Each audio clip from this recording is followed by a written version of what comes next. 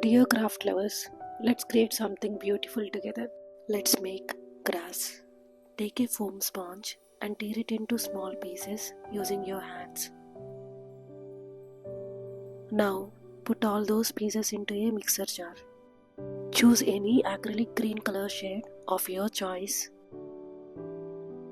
Add small amount of acrylic color to the bowl.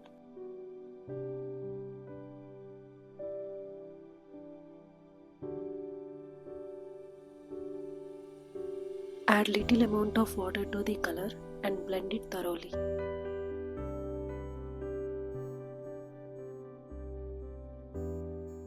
Add the color to the jar. Close the lid tightly and turn on the mixer. Blend it for few seconds. And that's it. Our grass is ready to use. This can be made in less than 1 minute. Don't forget to try it and add your own creative touch. Here are some crafts where I used the grass. Hope this is useful. See you in the next video. Like, share and subscribe for more interesting craft updates.